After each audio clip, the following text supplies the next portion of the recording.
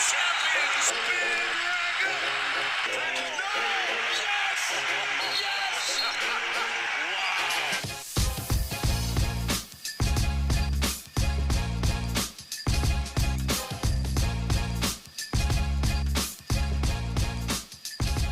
Hello, everyone, and welcome back. It's the Full 40 with Chris, Willie, and Trevor, part of the Nova Insider Network, and brought to you by Homefield Apparel.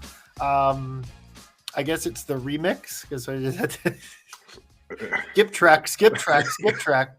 But we're back after another Villanova victory, if you want to call it that, but it counts in the win column. All the metrics went the wrong direction, but it counts in the win column. Put it in the left column. Yes, that's right. And we beat Xavier last night. Oh, it was a final score, 66-65. Mm-hmm. Whatever the score was we had after Longino hit that 3-1 +2 is what we had. And that was like the only points we scored in like 6 minutes of gameplay. But whatever, we won. 3-0 in Big East play, just like we all thought. Yeah. And really quick, in like literally 2 minutes time, we're going to bring on the guys from Eye on the Storm pod, Dave Berov and Frank, who do a great job with the Eye on the Storm podcast. And we'll talk a lot about St. John's, but just really quick, want to have an instant reaction to the Xavier game. And real quick, I just want to hit on Alpha Dog. We're going to give an Alpha Dog award out for just that game.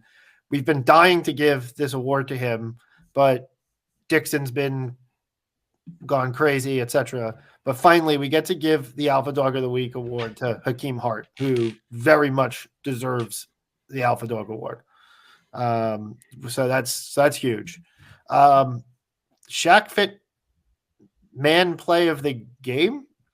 Could it also go to the Hakeem Hart on his board on the free throw? Probably. You got to give it to – anytime you pull out the 5-point play, I think you got to give it to him. I was going to go Longino's 3. Longino's 3 kind of kicked the leg out. I don't know. That's called high IQ. Yeah. No, it's like we said, we've been looking to give this to Hakeem. Yeah. Everybody is in agreement that he's been playing beyond our expectations. Maybe that's on us for having not as high expectations as we should have, but he is the glue guy, glue stick embodiment of what we've been needing down the stretch lately. So that's off to Hakeem. Yeah. I mean, look, my takeaway from last night, there's a lot of feedback you could go one way or the other with last night's game. Where I just want to end up with is that like we won, right? Like, yep. And we won the game. I don't know if you guys saw, there was a clip of what was it, Randolph Childress, was that his name? He's the guy on Field of 68.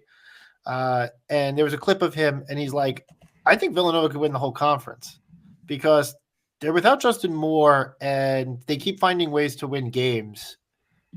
Despite things going wrong, etc. And when you keep finding ways to win games, like that's going to bode well. Now, I'm not saying that I think we're going to win the conference. I think the guys that are about to bring on this podcast will have something very strong to say about that. But that being said, I think there's something to be said for just like, hey, we got really pissed off after K-State. We're pissed off about other games that we lost so close. We won one, so you know what? I'm not going to get pissed off about what happened down the stretch there. There's things to talk about, but I'm not going to get pissed off about what happened down the stretch there. Yeah, I mean, at the end of the day, it's on the right side of the column. Like, you know, these are the wins that we should have felt this way after Penn. We should have felt this way after Drexel. Like, we didn't play well. We probably shouldn't have won, but we did. We ended up, it's on the right side of the column. I think, like, at the end of the day, Kyle put a W on the board. If it was an L, it's a separate thing. And it's weird to say that there's the delineation between, like, well, you played the same, but you won and you lost, but that's what it is. It's a game of inches. It's a make or miss league, and we missed less than they did. Like, I wouldn't say we made more because it wasn't like we played that well, but we just missed less than they did. And at the end of the day, you put the W on the board. And it's a game that Jay Wright attended, so that's also impressive to overcome that level of adversity. I didn't watch live, and then like I rewatched this morning just so I was like could see everything. I have YouTube TV recording everything, and I was going through and like they flashed to Jay Wright, and I was like, and we won this game. I was like, I love that it's becoming a thing. All right. And quickly, this is one of those that nobody will ever talk about again. It's one of those, like we've been talking about, middle of the pack Big East teams that we needed to beat, and we did. And let's not talk about it again. All right. It's a January game. Let's do it. All right. We're going to hit the ad, and then we're going to bring on the guys from the Eye on the Storm pod. Today's episode of the Full 40 is brought to you by Homefield Apparel. Homefield produces some of the best quality vintage collegiate apparel on the market. You won't find better game day gear anywhere else. Homefield has the ultimate collection of old school logos and looks with the best quality around. Shop t-shirts, crew necks, hoodies, bomber jackets, and more at homefieldapparel.com. Don't forget to use code NOVAINSIDER for 15% off your first purchase. That's code NOVAINSIDER at homefieldapparel.com.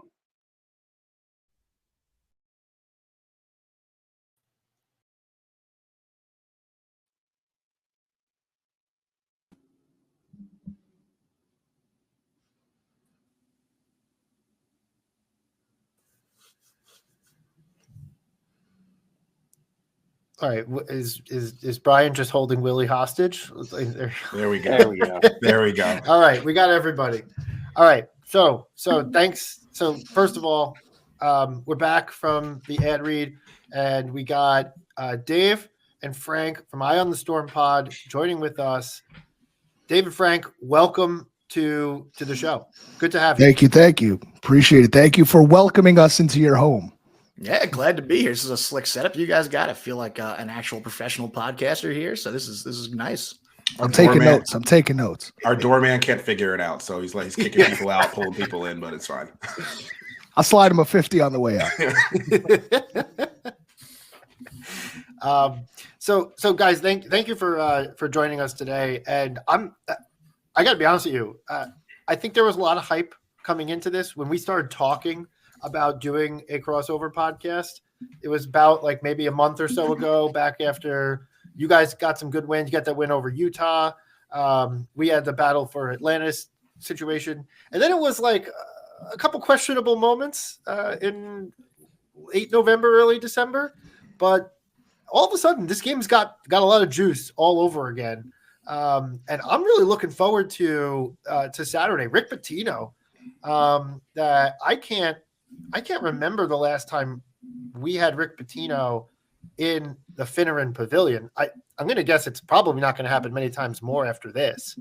But I mean, you're going to have a Hall of Fame coach on the sidelines. That's not Jay Wright. And it's going to be a big time Big East showdown that has a lot of implications on how this conference turns out, and also NCAA tournament implications as well. Yeah, Jay Wright was actually at Carnesecca Arena a few weeks ago calling the game, and you got to see Jay Wright and Rick Pitino shake hands, and that was cool. You had one Hall of Famer calling another Hall of Famer's game. That was dope. I actually look back, and Rick Pitino hasn't done really well against Villanova historically. When he was with Louisville, he actually went 5-6 against them. Now, I'm not sure for the rest of his career, but I think Rick Pitino's got a little bit of catching up to do against Villanova. But as far as the juice for this game, so much juice. I think you can credit both sides here. Villanova going 4-0 now in conference. I mean, and without Justin Moore, of course. And St. John's is starting to come together because of their defense. They got another win against Butler the other night, did it convincingly by, double digits. They beat Xavier on their home court and went toe-to-toe with UConn. You got two teams that were kind of being talked about in similar spaces, finishing-wise, about, in that 4 to 6 range. And it's going to be a really fun one. I think all eyes are going to be on the Fin on Saturday.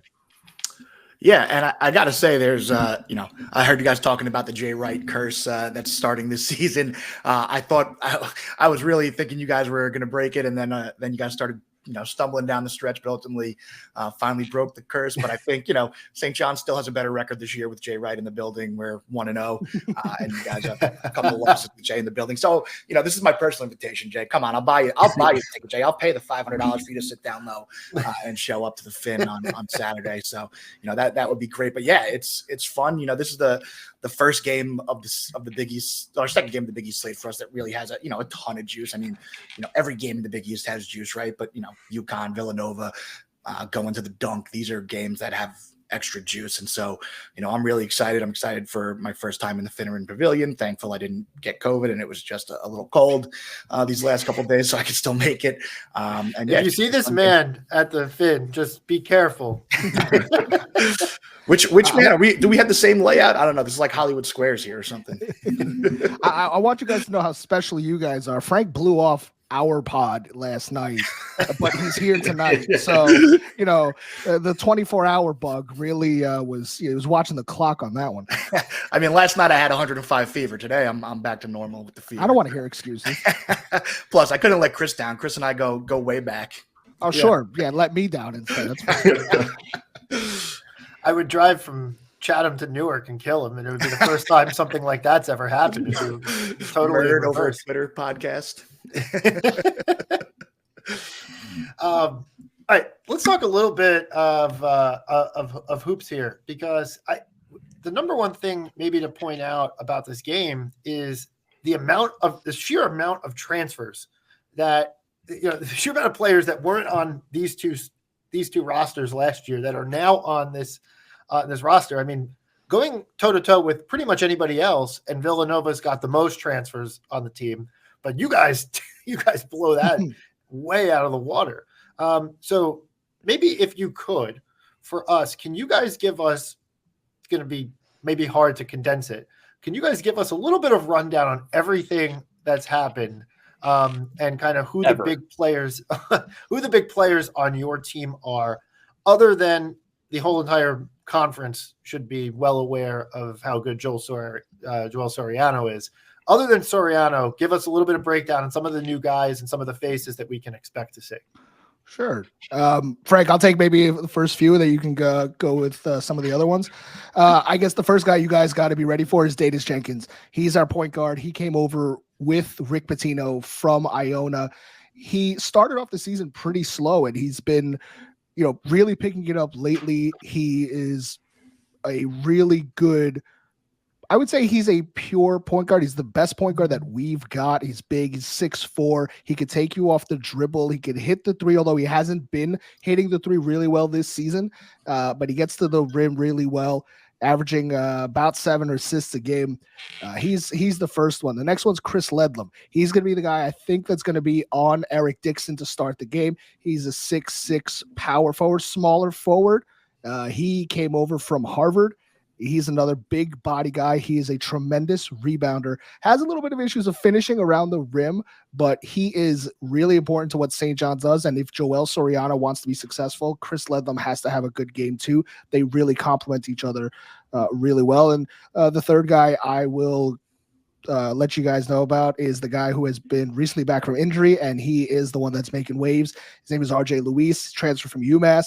He is 6'7" wing, and this kid is special. He's only played 3 games with St. John's this season because he has had a litany of injuries regarding whether it was a wrist injury, then there was an ankle, but he is back. He's 100%. He doesn't have a minutes restriction anymore. This kid is special. He's long, can play defense. He can finish around the rim, he can get to the rim at will. He could shoot it.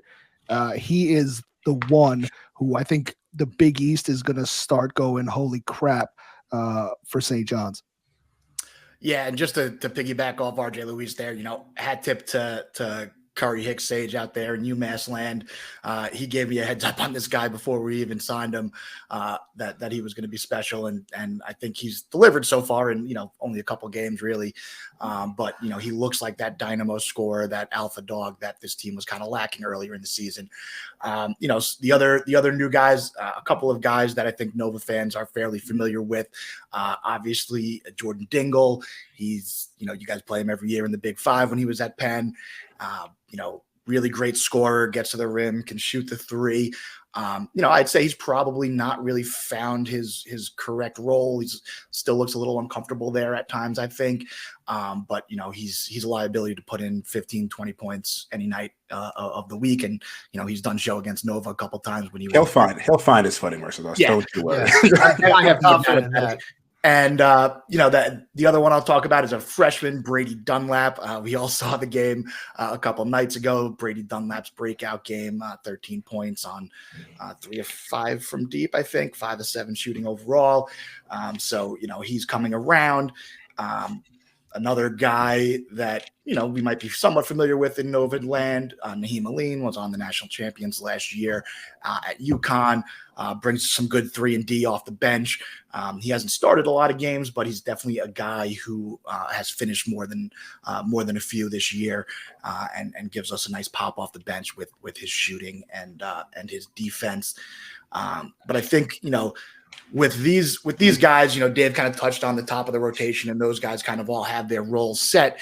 One of the themes I think we've kind of seen with Rick still is he's still really toying with his rotations. And, I don't know if it's purely a matchup thing that he's going on, a little bit of gamesmanship still, or if he's really just completely unsure of who his best, 8 or 9 guys are. So, it'll be interesting to see how this keeps developing each game as the year goes on, and who might get a bigger chunk of minutes or less minutes tonight or tomorrow night or Saturday night. Sorry, it's Thursday, Saturday night when we come to the Fin.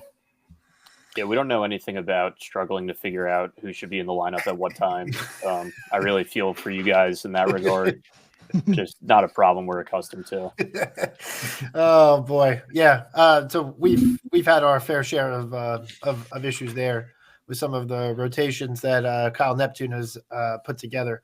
I like the way you kind of said, like, "Hey, Rick Pitino's trying to figure out what he has and whatever," and then you come to Nova Land and Kyle Neptune's trying to do the same thing, but we're over here being like, this fucking idiot. It's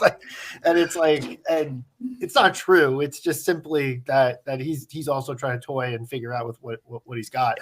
We have a bunch of newcomers as well. All older guys, 4 transfers that we'll just call out just so you guys are kind of fully aware. I'll start with actually Lance Ware. Just because you're not used to necessarily seeing us have a bigger guy than Dixon. But between Lance Ware and Nana Njoku, who's a junior, we've had some guys move Dixon to the 4 in certain instances of the game, or just be the guy who subs in for Dixon at the 5. And each of those guys have combined for about, what would you say, guys, 10, 15 minutes a game?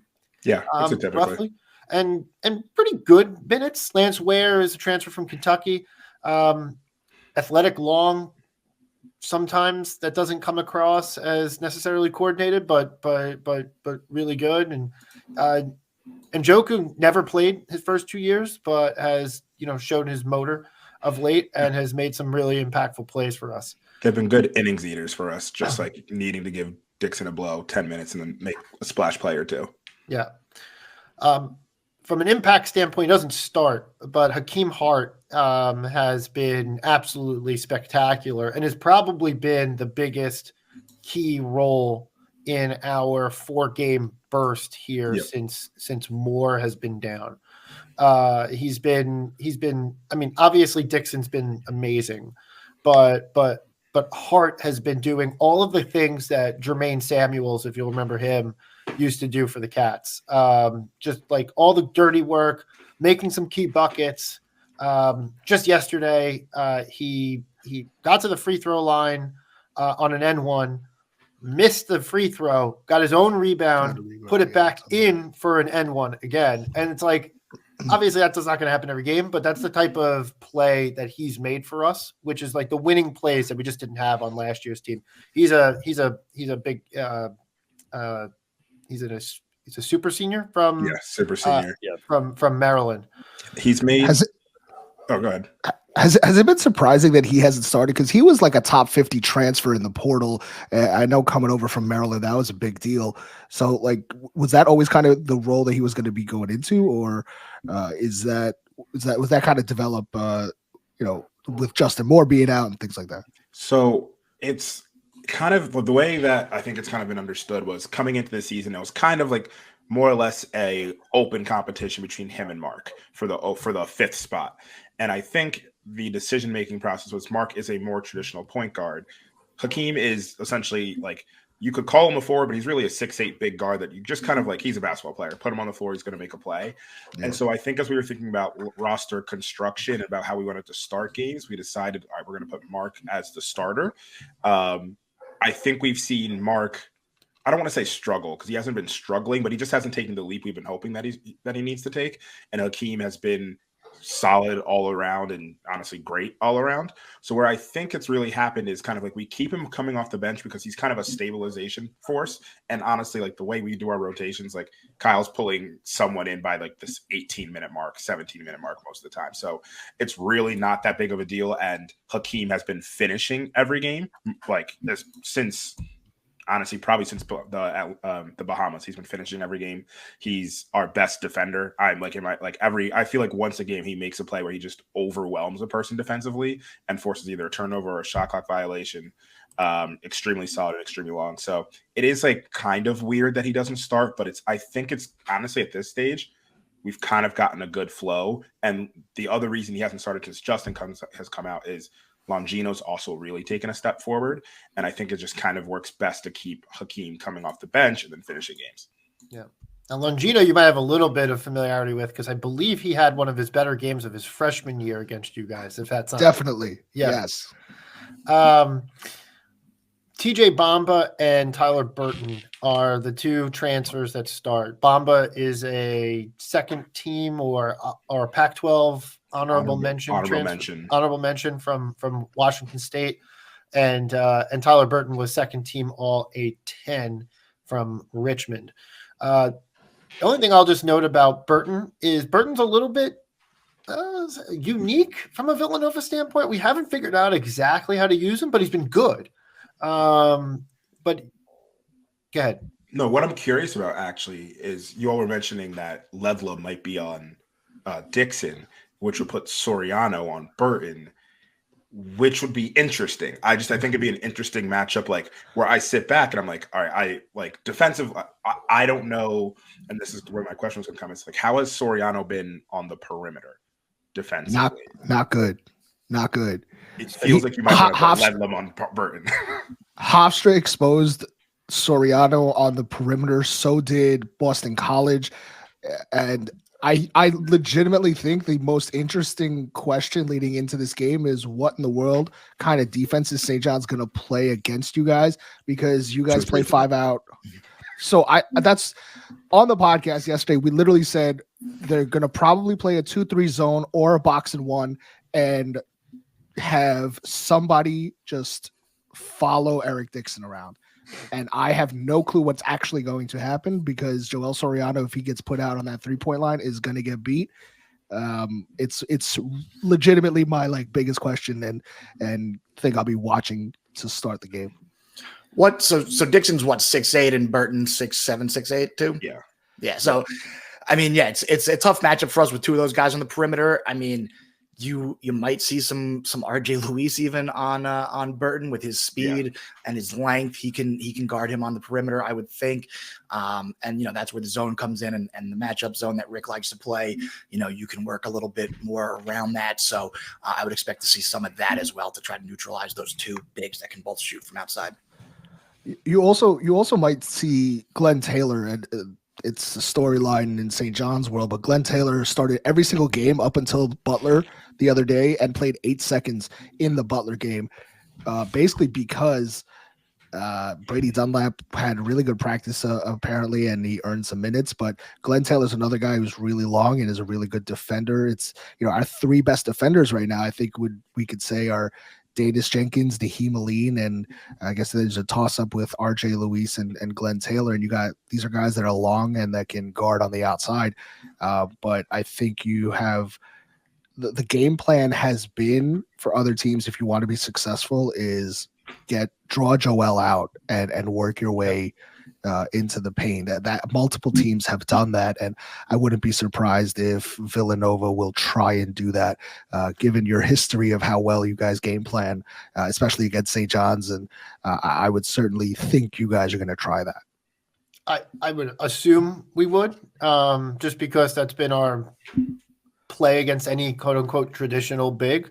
Now Soriano has taken another leap this year and has been terrific for you guys. And I think it's going to be an interesting matchup, because for all the talk about Ryan Kalkbrenner, Donovan Clingan, Oso Ighodaro, right? Like, go down the list across the entire conference of all these big men that everyone talk about.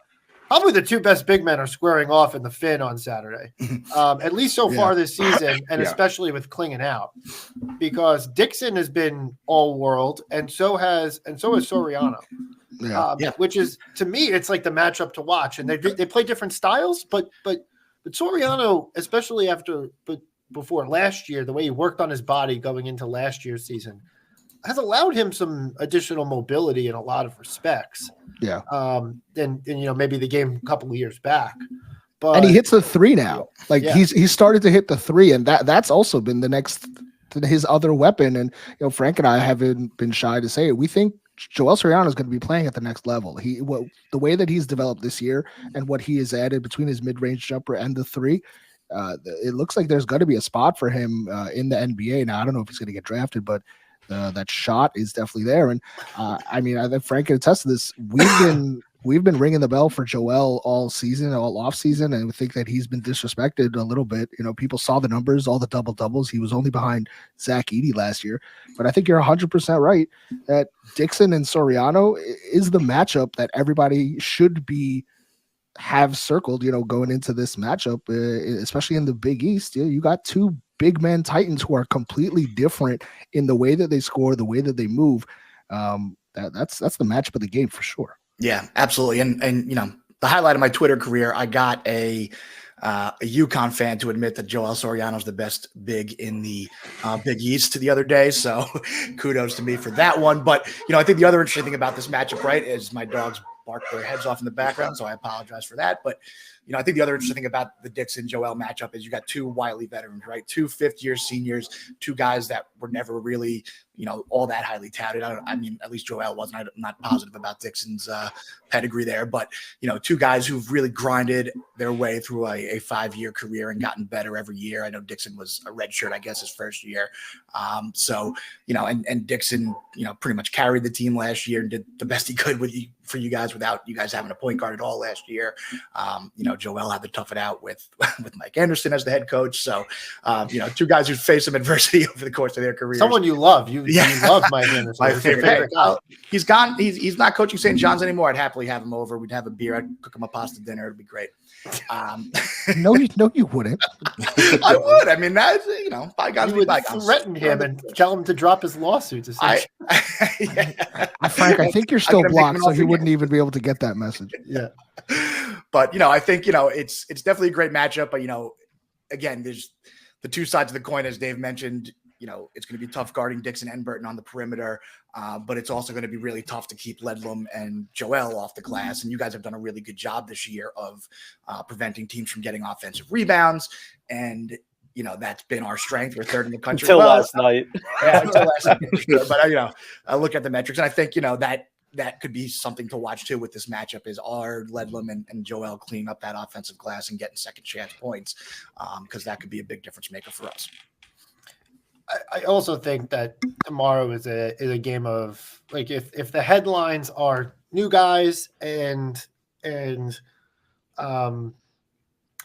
and Soriano, I think maybe the underlying or the underpinning of this whole game is the tempo war, because you guys are top 100 in adjusted tempo, and we're, I don't know, well below 300 in adjusted tempo. And so we want to play slow. We want to grind you out.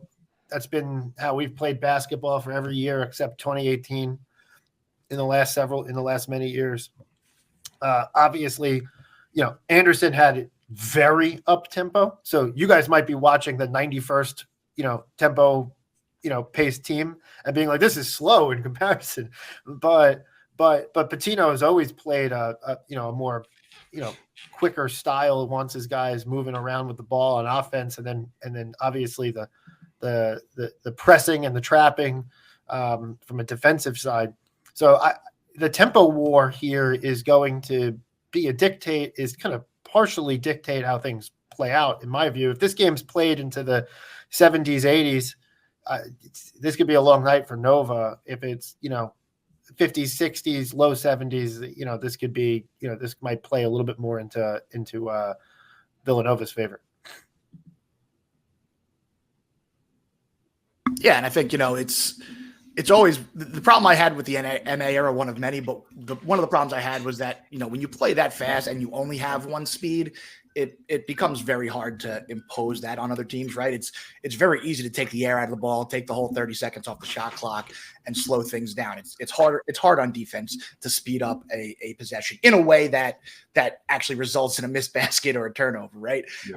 Yeah. Turnovers are pretty, rare, all things considered, even if you're gunning for it and playing that high pressure style that Mike Anderson played. So, for my money, I think Rick has a team that can play both ways. And I think, that's why we're kind of more middle of the pack, right around 100 with tempo versus MA, I think was top 10 or top 5 every year.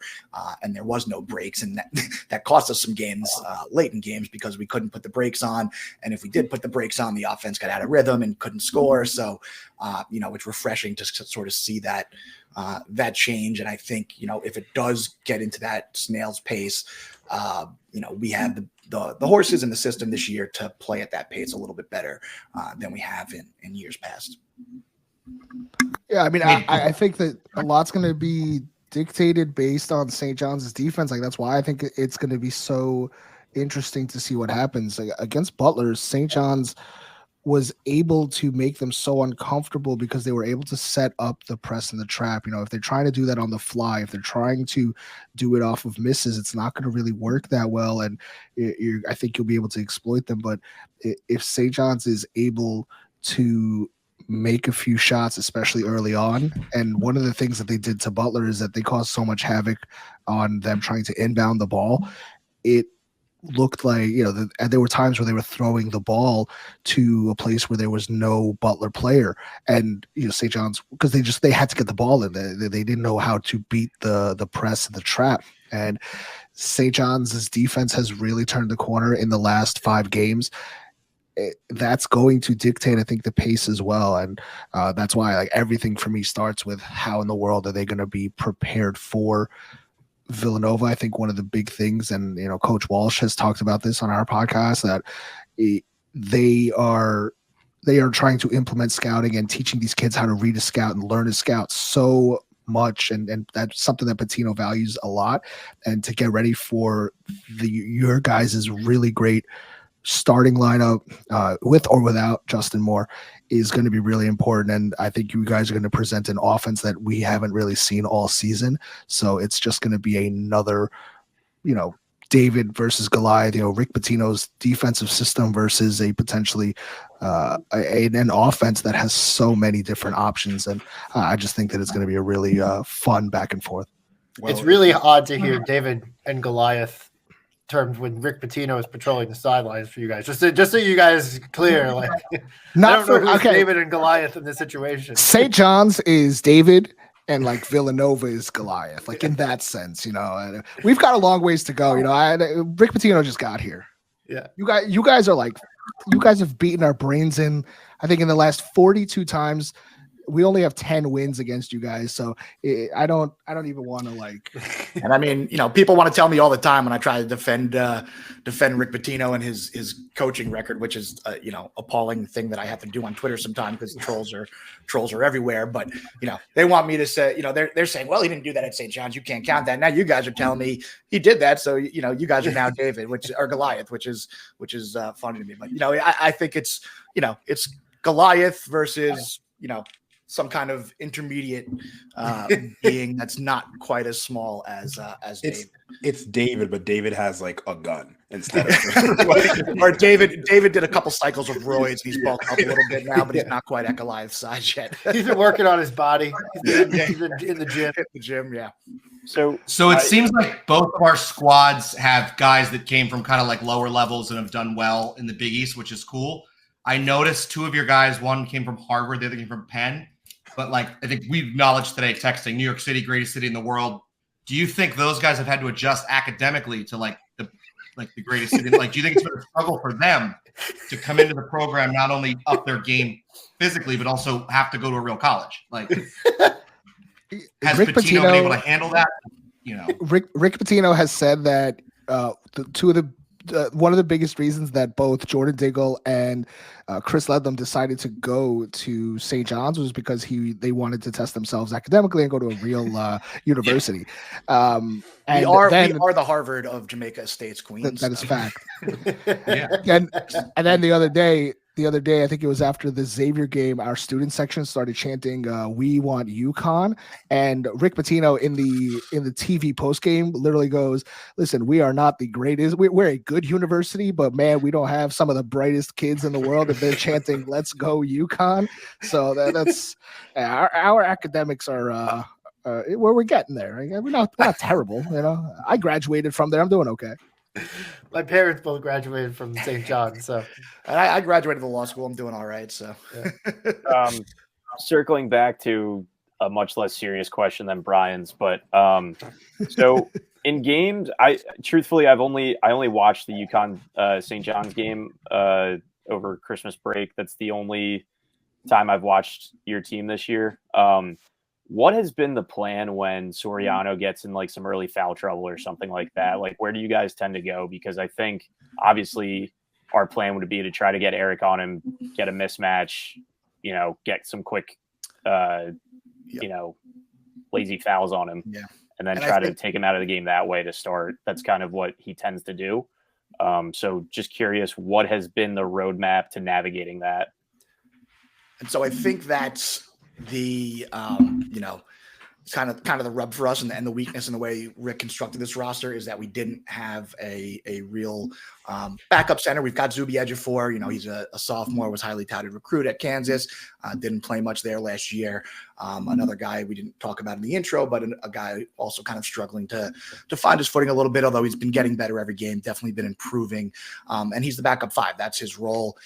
But, you know, it's also interesting that we're talking about this with Nova fans because, you know, Lance Ware was one of the guys we looked at in the portal. And obviously he's comfortable and content to play that sort of backup 10 minutes a game role. So, you know, the fact that we didn't land him or somebody else like him, you know, is a little bit of a hole in our roster. Thankfully, Joel hasn't really been in too much foul trouble. I can only really think of maybe one game where he was in, you know, serious foul trouble that cut down on his minutes from his usual 30-ish.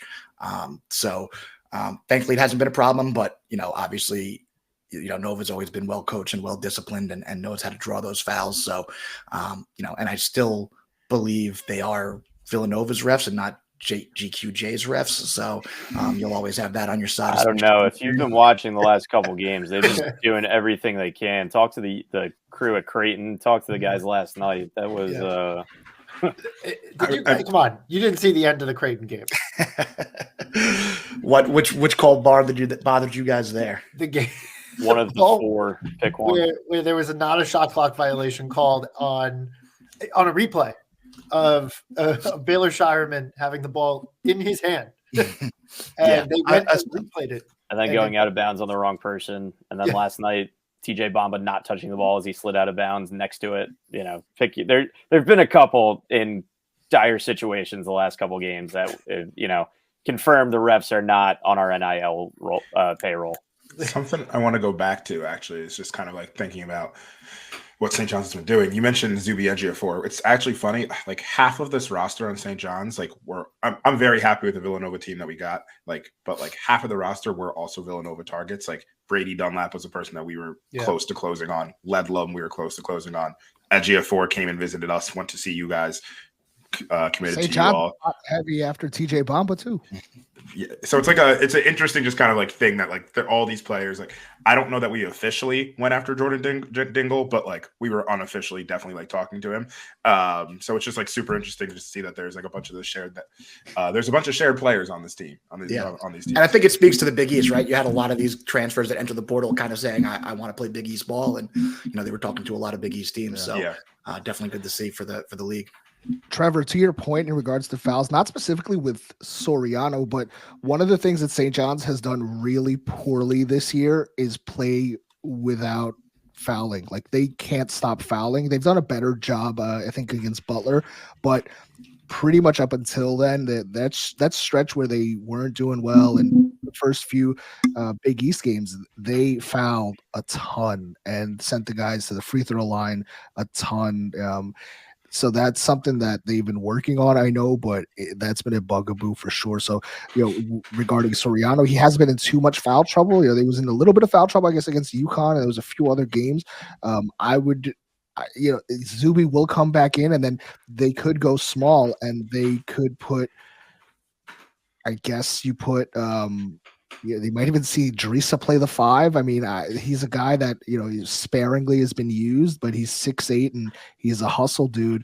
I doubt it. You ultimately would probably go small with the 4 guards, but it's more an issue of them playing defense without fouling overall than Joel getting into foul trouble. We've done our best getting to the line. At least this year, it hasn't been fouling out the big man as much as it's been, because what's happening is that Dixon will go to the perimeter and drag out the 5 to the perimeter. And then there will be space to drive into the lane, and we'll get fouls called on like the guards and the wings. So when we've gotten to the line effectively, and then we've converted really well, we're always been one of the better free throw shooting teams in the country and are again this year. It's been some of the other guys in foul trouble, not necessarily the big. I'm not necessarily look. I would love it, but I'm not sure we're going to get Soriano into a ton of foul trouble. It's not necessarily Dixon's game either to draw a bunch of fouls. Most of the fouls are free throws are on drives, on putback, stuff like that. That actually leads to a different kind of point. And Frank, I'm curious what you would think about this, because let's just say they don't foul Soriano and they do what they're talking about and they foul Danis Jenkins. And if Jenkins gets into a lot of foul trouble like he has for a few games, and you pick up 4 fouls on Danis Jenkins by, like, let's say the 12-minute mark of the second half, you present St. John's with another big problem, because we don't really have a really good secondary ball handler right now. Simeon Wilcher is a top 30 freshman in the country, but he's still finding his footing, and he really hasn't been a guy who's earned the trust of Rick Pitino yet to run that point. Jordan Dingle has been on the ball a little bit, but isn't really a point guard type, and there really isn't a really good number 2 point guard on the team right now. And RJ Luis has shown that he can be on the ball, but so that's really interesting that if that could be a scenario where St. John somehow finds Danis Jenkins in foul trouble, that would be a big problem as well.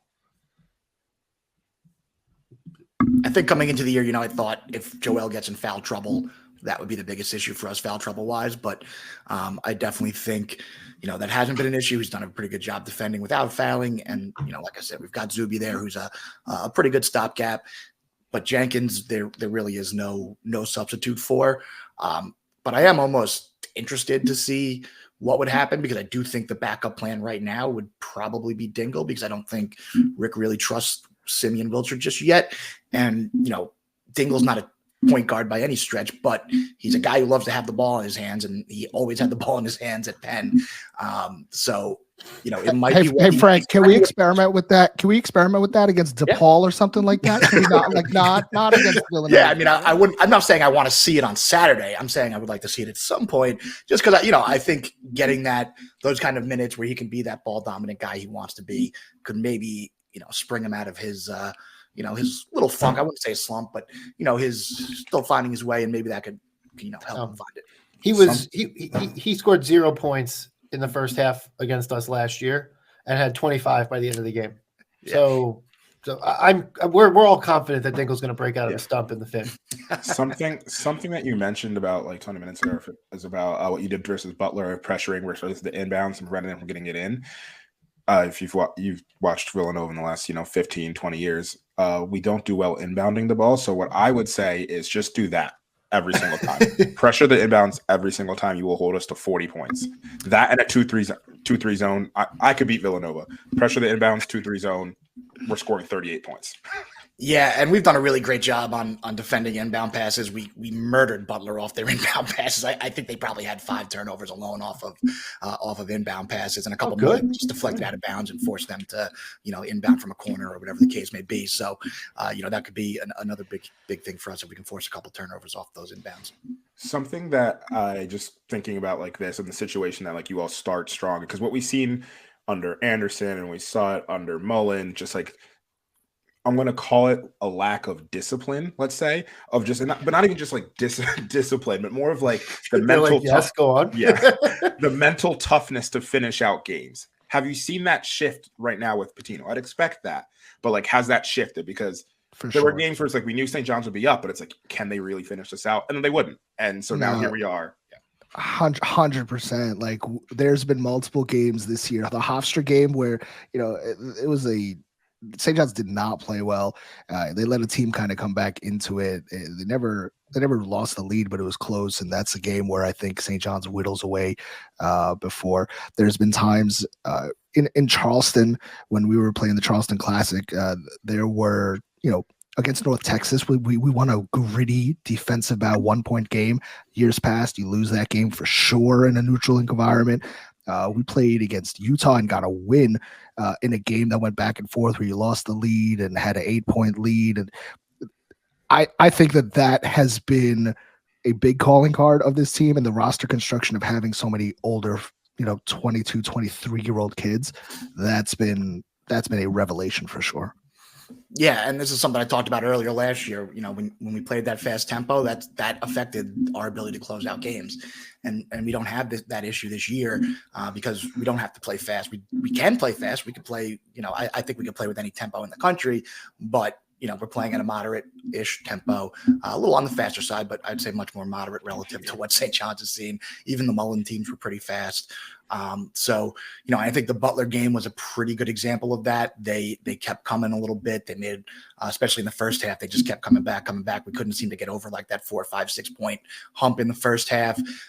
And then even at the start of the second half, we came out a little flat and then, started to pull away and they never really got close again. We kind of held them at arm's length, kept them at 10 points ish and 8 to 12 points. And then ultimately just pulled away at the end. So, I think this team it's night and day better as far as closing games and, doing the little things down the stretch that you need to do to close games. And you're actually seeing them get better. I think that's the biggest thing that St. John's fans, I think, are having this seeing the light moment is that you're seeing a team get better incrementally, game in, game out. That's not something I think that we've seen before like this. And yeah, it has to do with having so many new faces, but you're seeing the defense getting better each game. You're seeing a cohesive game plan on offense. You're seeing the rotation kind of shorten up and everybody finding their role. It's been nice to be coached by Rick Pitino. I mean, is it weird to look down and look at your non-conference strength of schedule and it not be in the absolute fucking shitter? Yeah, that's another one, and it's going to get even wilder next year. So it's going to be exciting. Holy shit! Like you guys actually played real teams in the non-con this year. We did. And next year there's been a lot of rumblings. Nothing really official yet, but there's been talk of playing Duke at Arthur Ashe. I think there's been talks with Alabama as well. So some marquee games potentially on the horizon next season for. They're playing in the Baja Mar Hoops Classic against Tennessee, Virginia, and Baylor. It's going to be fun next year. Yeah, it's going to get real quick. Yeah. So I guess maybe versus your expectations. So like Pitino comes in, right? He brings in all these transfers. Obviously it was, there was some he put on himself. And then if I could just say, if Pitino put 80-90% of the pressure on the program to succeed, Frank himself took care of the remaining 10 to 20%.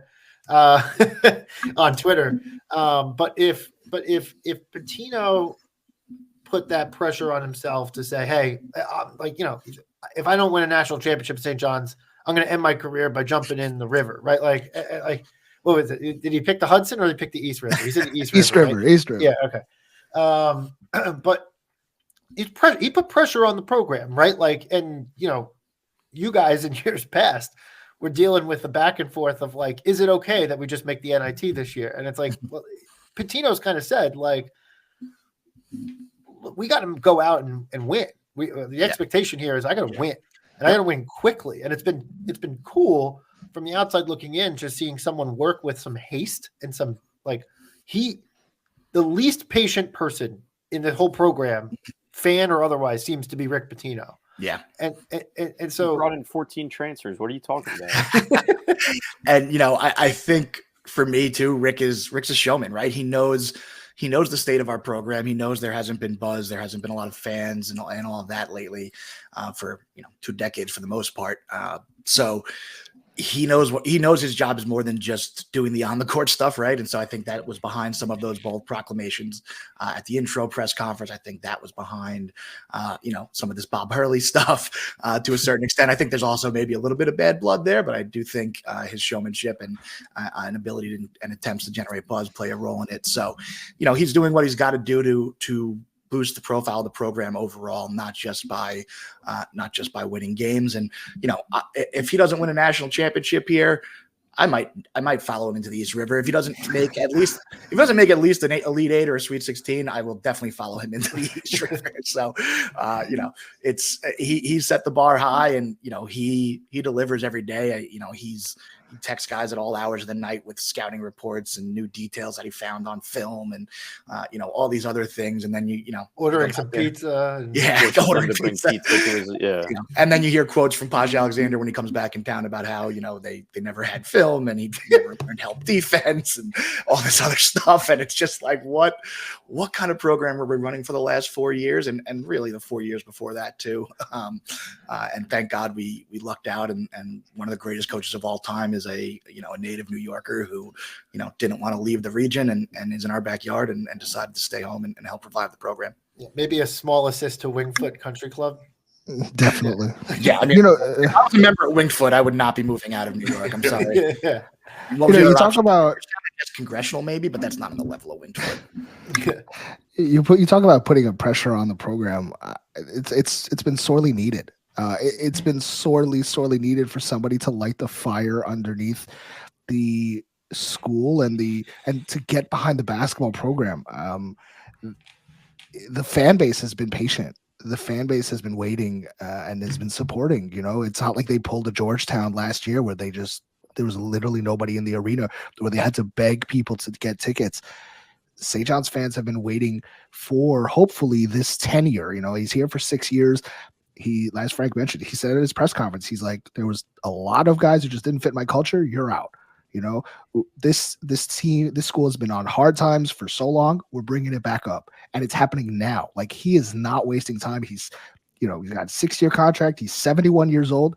He is not here to waste time. He is not here to develop players for 4 or 5 years. Like, he is bringing in old 23-year-old kids to win right freaking now.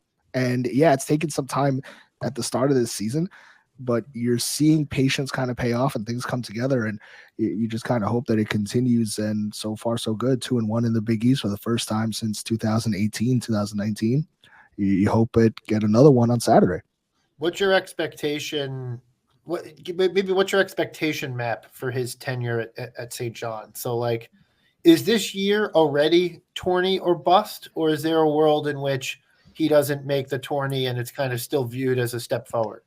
No, I mean, with the whole like not wasting any time thing, and with the amount of transfers that kind of came in and the level of transfers, I think that getting to the tournament and not having to sweat out Selection Sunday is a very low bar for Rick Pitino. And I think that that's a very high bar for St. John. So when you marry that together, I think that that's step one. By year 2, which is next year, it's going to present a really hard problem because they're going to have a lot of these super seniors to replace next year. They're going to go portal shopping again in the offseason, and they're going to get 3 or 4 guys, I know. So you're going to hope that you've already got the infrastructure, though, now with what Rick Pitino expects. You're not going to have that long time of making sure everybody kind of gets it. And the freshmen and stuff are now sophomores and things like that. So I think by year 2, you're going to have higher expectations. Now, St. John's, like your expectations are already low. So higher expectations is all right, let's get to the tournament and maybe win a game in the tournament. Like for you guys, that's blasphemy, right? Like you guys are like Sweet 16, Elite 8, that's the bar. For St. John's, like you got to crawl before you walk. And like, I think that with Rick, he has proven, he has the track record that he has done it everywhere else, that he can get to the second weekend. And so I think that eventually that's hopefully the goal, where you got sustained winning year after year after year, which has not been here for 23 freaking years. And that's really depressing, but hopefully Rick Pitino's the man that changes that. Yeah, and I think, I do think this year is what's the bust though, right? You can say it's tournament or bust, but like, what are you gonna do? Fire Rick Pitino? There is no bust, right? But I think it'll be a disappointment if we don't make the NCAA tournament this year. I think the talent level is there for the tournament. We've already seen it. We're already seeing it in the efficiency metrics. They're all sort of lining up now. And we're kind of past that point where the preseason projections were factored in. So, their metrics are profiling like a tournament team. And now it's just a matter of getting out there and winning the game. So I think, before the season, I might have been a little more wishy-washy on that. But I think at this point, they have to make the tournament, especially, looking at these next 2 games, which, were 2 games, that I think are both winnable. This one, on Saturday is going to be a lot tougher, but I think without Hopkins, obviously, Wednesday's matchup with Providence lost a little bit of its luster. But I think they got to make the tournament this year, and that'll be enough for me. I don't, if they make the second weekend this year, I think that's gravy. But, Rick, interesting note. I mean, Rick, the first year at every high major he's been at, has missed the tournament. And yes, Kentucky, they were under sanctions, but they weren't going to make the tournament anyway. But of course, those were all different eras. They were not the portal era, not the NIL era. We've seen lesser coaches than Rick Pitino, very, very, very good coaches like TJ Otzelberger and, oh my God, the guy at K-State, I'm drawing a fucking blank. Jerome Tang. Yeah, yep, Jerome Tang.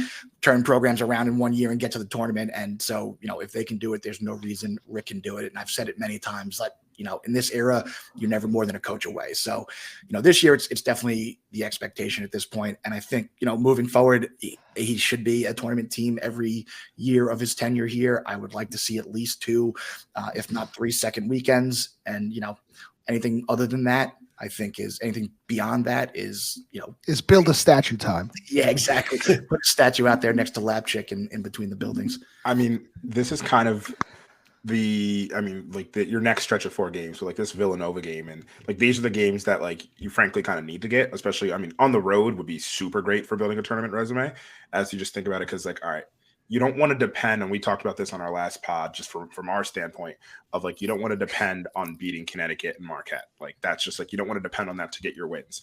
Right now on the road at Villanova is a Q1 win. Like you get that there, that's a big win. Like you have Providence who's close to it. Like it'll probably be a Q2, but like it's still a strong win. If you're able to beat Creighton, who like is kind of reeling, but like is still metrically on paper good, and hopefully we'll figure it out. Like these are the ones that you got to like get under your belt, because when you go face Marquette and you face Connecticut, you just can't count on that W. So as you think about like being a tournament team, I look at St. John's and I'm like, I honestly don't think you were that much further behind us in terms of like, let's say talent. Overall, like I think it's a very talented team. We just have we have better wins, frankly. Like that's just right. What it is. Like you have Utah and Utah. Basically, that's basically like the win that's going to carry your tournament resume. So like this is the chance where you start putting those things on the resume, like taking us and beating Providence, who is going to fall out of the top 25, but whatever. For sure, you're spot on there. And then on top of that too, it's like, historically, St. John's has not had things break their way, and you guys have seen it. Justin Moore has come back multiple times or whatever against St. John's from as divine intervention heals some injury against St. John's.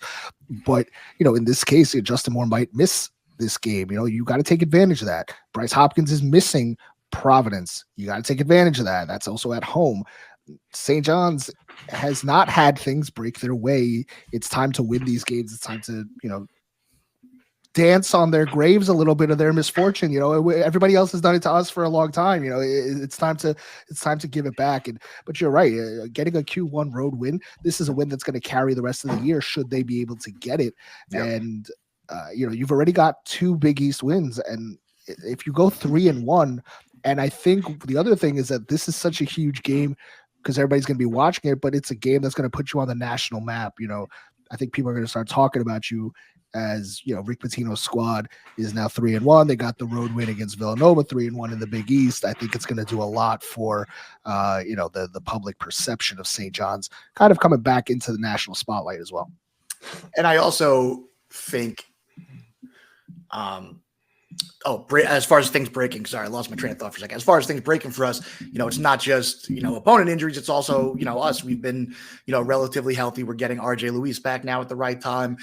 We avoided a major disaster with Chris Ledlam, just a very minor ankle sprain, and, still played pretty well as at 70% the other night versus Butler. So, I think it's breaking right for us in multiple ways. And it's on the guys to go out there and convert that. Good luck and execute on it.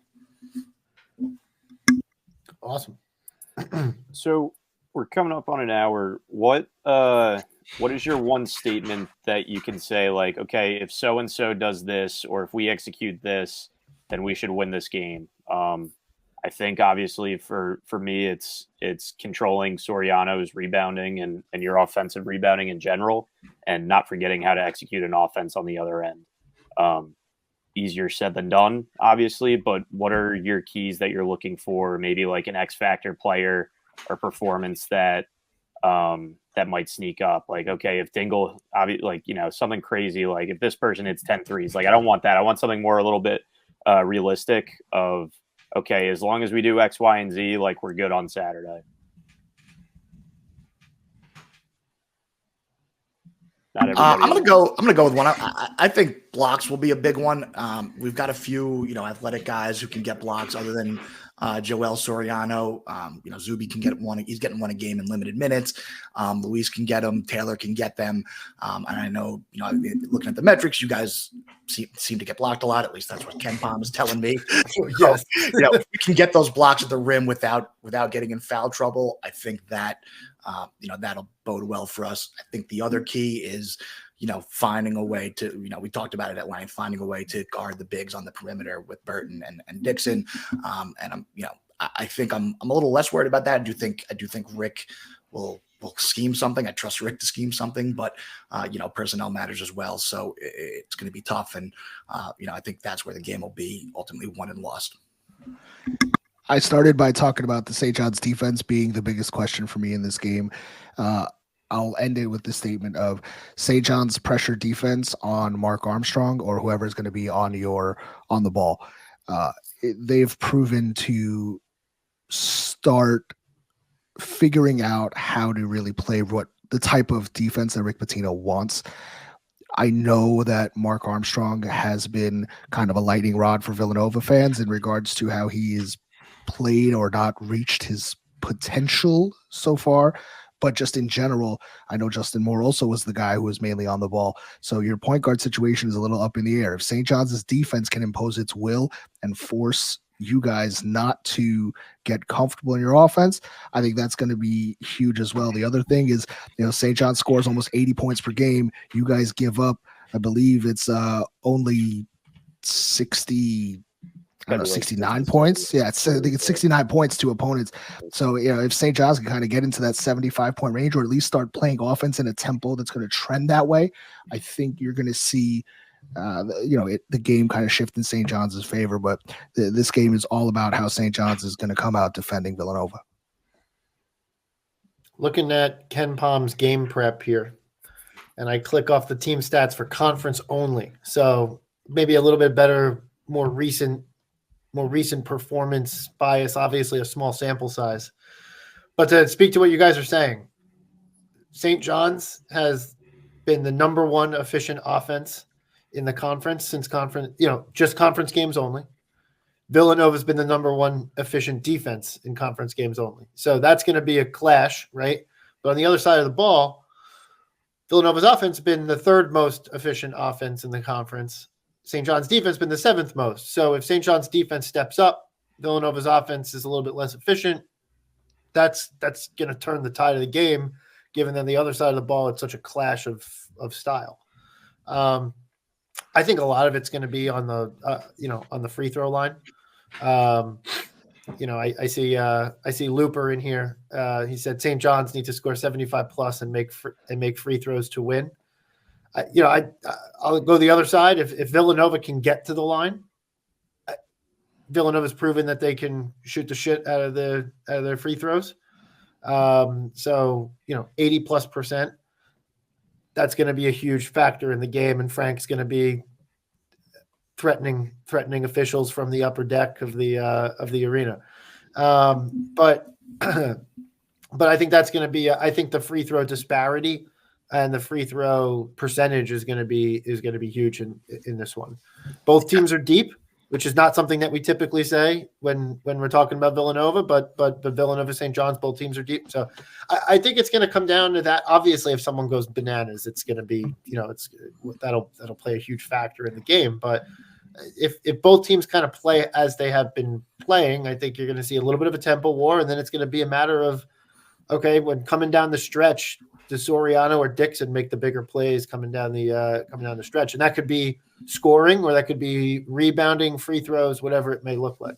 Well, I think if we take anything away from this pod and what you guys have been saying, it's that Jordan Dingle is going to break out with 35 points, and he's the one that's going to be making all the big plays. So we're going to tweet that. Yeah, there you go. And I think, just to hit on what you said, Chris, putting on this conference only filter here on the game preview, the worst rated aspect of St. John's defense is free throw attempts per field goal attempt. It's been a problem for us in out of conference. It's been a problem for us in conference as well, defending without fouling. So, we take a lot of risks on defense. And so that could be, definitely could be problematic for us. But I will say, I'm not going to complain about the officials. I promise you, if we get the better of it, I believe don't make promises you can't keep. I believe it this year. That, we are a team that can't defend without fouling. I'm going to be, when in Rome, I'm in the country club area. I'll sit on my hands, be nice and quiet, have some wine and cheese up in my seat, up in the upper deck. Don't forget your vest. Yeah, I'll put my sweater vest on. You're going to be so mad when you go to knowing you, Frank, you're going to be so mad because Villanova, you enter on the second floor. Okay. And you need a ticket to get down to the first floor. So you're not even going to be able to get down there. And you're going to be like, fuck these fucking people. That is classic upper white crust mainline nonsense. I got one last one for you guys. In the good seats. I got one last one for you guys, a little trivia. I'm curious if you guys would know this. All right, a little Villanova trivia. Do you guys know when the first time St. John's and Villanova played, and can you guess how many points Villanova scored in that game? Oh, geez. I don't think I'm going to be able to get this.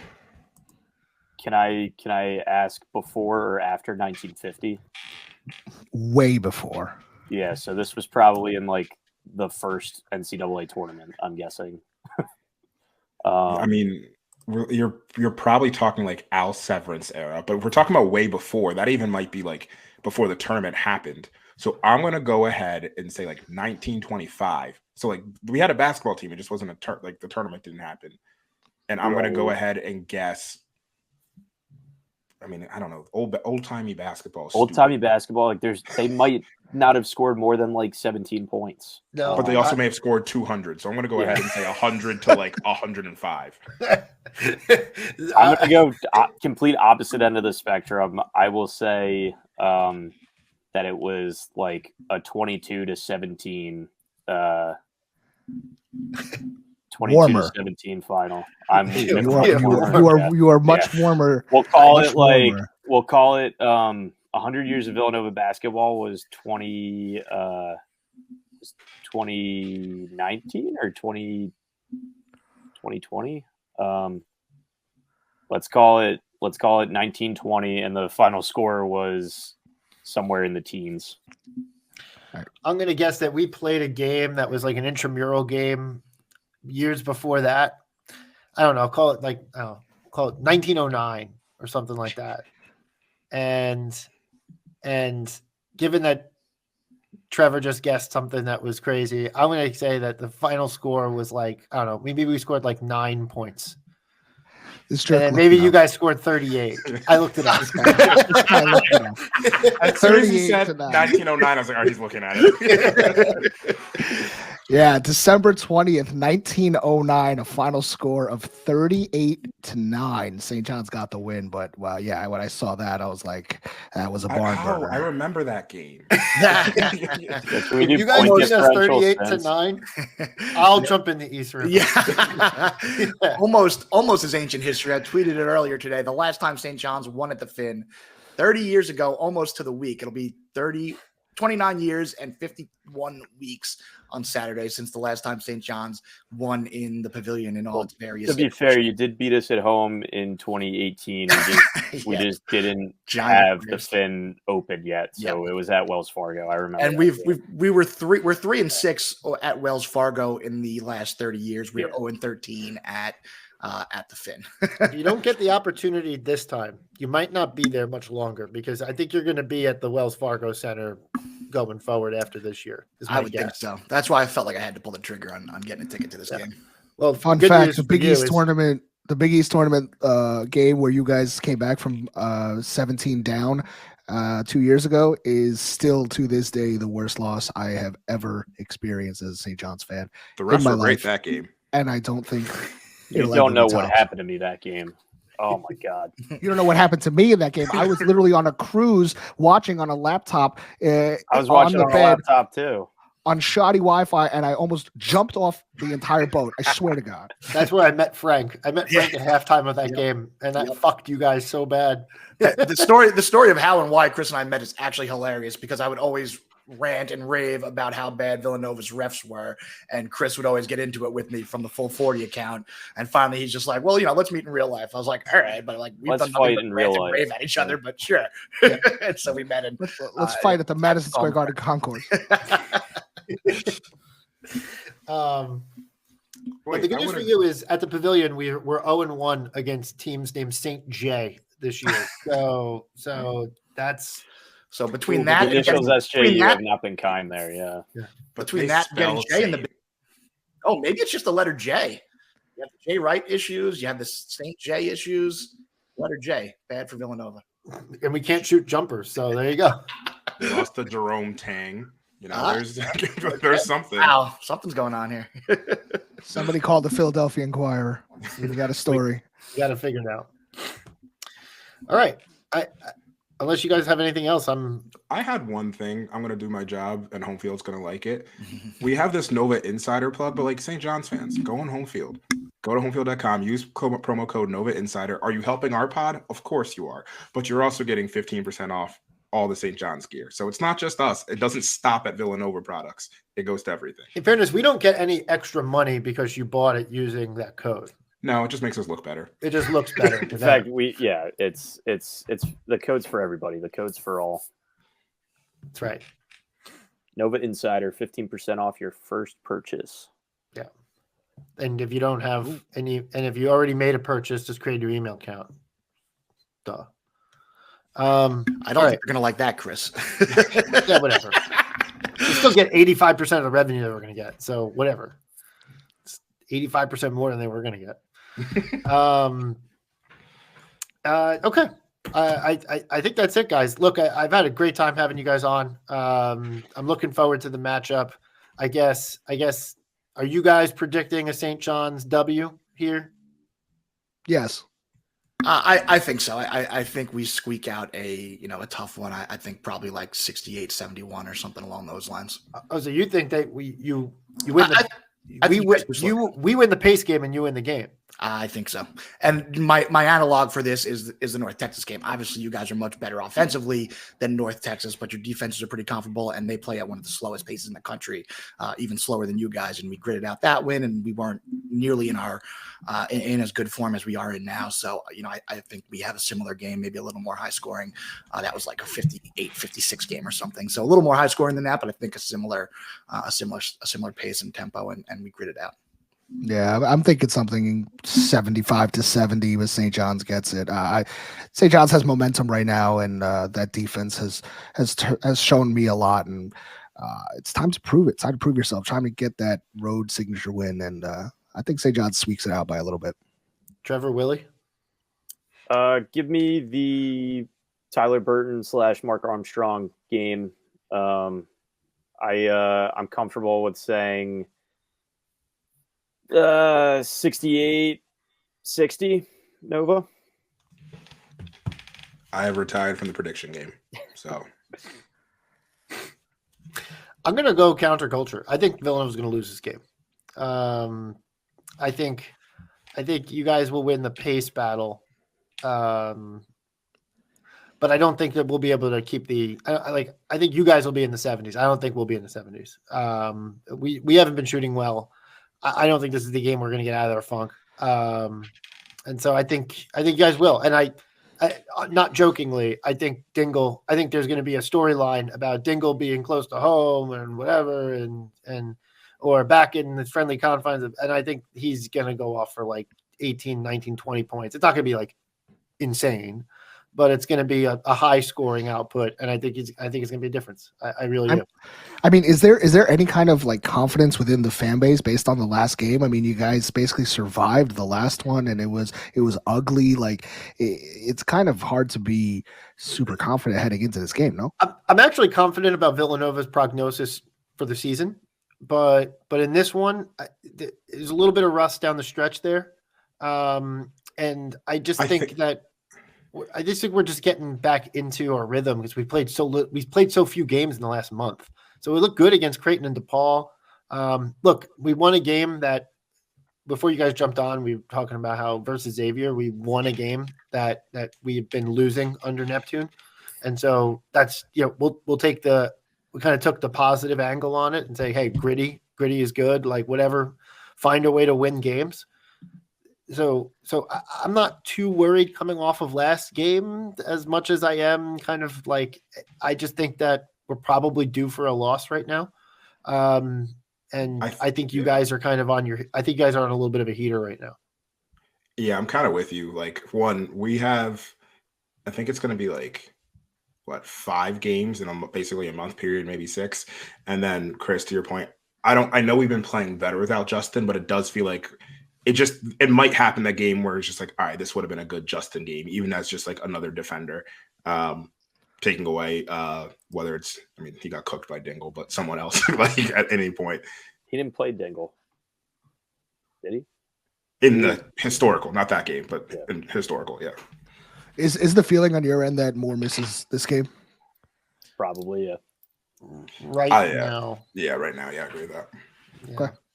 He wasn't wearing a brace on Wednesday. He's also or wearing yesterday. pants, so it was hard to tell. But But he hasn't been medically cleared, let alone participated yet, right? Right. He's played limited practice. Yeah. Oh, he has been okay. nothing official, obviously. Play it close to the vest. One thing I want to friend of St. John's, Andre Curbelo had an interesting stat line today. I'm going to give you what I want you to guess what it took. So he had a triple double, 13, 11, and 10. I would like you to guess how many turnovers he had, and then how many shots he took and how many he made. Oh, okay. I'm gonna say 8 turnovers, and I'm gonna say, wait, how many points did he have? 13. 13. So I'm gonna say he was like 4 for 15, something like that. My first thought was you were trying to trick us and that the triple double was with the turnovers. I thought so too. I thought he was going that way. So, but if it's a traditional triple double, I will say 7 turnovers and he scored 13 points. It took him 5 for 16 from the floor. All right, so he only had 4 turnovers, so he actually kind of controlled the ball pretty well. He went 5 for 21. That is wild. Green light. I'll always have a special place in my heart for Andre Curbelo because He is one of a kind. we needed the fucking levity last year, and he provided it in spades. So, It's you know what? It's really funny you actually bring up Andre Curbelo because today St. John's sent out a hey, come to the St. John's Xavier game watch party to the alumni, and for some reason used a picture of Andre Curbelo shooting a floater against Syracuse from last year's Empire Classic. So that's an interesting choice. things that only happen at St. John's. No, that would also happen at Georgetown. That would Probably also also happen at Georgetown. Yeah, true. Another school that hasn't cared about basketball in a long time. Still does. Who's Georgetown's Andre Curbelo? Primo Spears. Yeah, Spears is probably the closest. Maybe personality doesn't line up, but yeah. Did Primo Spears sneak into a press conference and then hide in the rafters and eat popcorn and a million other things we can talk about? I mean, nobody. Oh, That's the point. James Every other crazy player is looking up at Andre Curbelo. Nobody else is on that level. James Akinjo also probably be a good call for him. Awesome. All right, guys. Thank you so much for joining us. Thank you. Had a blast with you guys, and I think we'll do the flip. Look forward to having you on Eye of the Storm. Yep. Awesome. For sure. Thanks, fellas. Appreciate it. Thanks. Yeah, think so. So with that, we'll just wrap up here. We'll be back. We're still hammering out the day for next week's podcast, but following that, we're going to try and get on a Monday night at 9 schedule. We're working around the national championship game for football. I don't know why we're running from the grind. We should just go right up against it. Us and it's you, me, Trevor, and Michigan, then, and Michigan, Washington. Harbaugh, Connor Stallions, Kelsey, Michael Penix. Yeah.